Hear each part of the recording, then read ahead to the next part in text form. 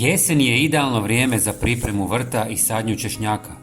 Iako mnogi misle da je dovoljno samo zabosti režnjeve u tlo, pravi uspjeh počinje već prije sadnje, kod pažljive pripreme sadnog materijala. Prvi korak je osigurati da klinčići budu zdravi i otporniji na bolesti, jer čak i najmanji znak gljivičnih infekcija ili napada štetnika može uvelike smanjiti budući prinos. Jedan od učinkovitih načina za zaštitu je korištenje blage slane otopine. Najprije se režnjevi mogu držati nekoliko sati u običnoj vodi kako bi povratili vlagu i lakše upili minerale iz otopine. Nakon toga, kratko namakanje u toplo slanom rastvoru pomaže eliminirati potencijalne mikroorganizme i spriječiti pojavu štetnika. Nakon tretmana, važno je višestruko isprati režnjeve kako sol ne bi oštetila tlo i same biljke. Osim soli, izvanredna alternativa ili dodatak je drveni pepeo. Pepeo djeluje dvostruko, štiti od bolesti i obogaćuje režnjeve hranjivim tvarima poput kalija, fosfora i kalcija.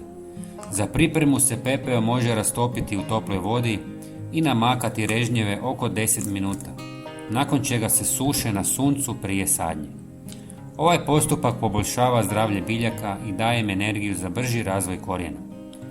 Tlo u kojem će češnjak rasti treba biti rahlo, bogato organskom tvari i dobro drenirano. Dodavanje komposta ili humasa prije sadnje stvara optimalnu strukturu i povećava sposobnost tla da zadrži vlagu. Važno je izbjeći previše teške ili glinene površine jer one zadržavaju vodu i povećavaju rizik od truleža. Prilikom sadnje režnjevi se postavljaju vrhom prema gore i s razmakom od nekoliko centimetara, kako bi svaka biljka imala dovoljno prostora za rast. Nakon što je češnjak posađen, lagano se zalijeva, ali ne pretjeruje s vodom. Redovito praćenje tla i eventualno dodavanje prihranjivanje pepelom ili organskim gnojivima tijekom zime osigurava da biljke ostanu jake i otpornije do proljeća. Priprema sadnog materijala i pažljiva njega tla ključni su za obilnu i zdravu žetvu. Male promjene u tehnici i korištenje prirodnih rješenja poput soli i pepela mogu značajno povećati kvalitetu češnjaka i smanjiti rizik od bolesti.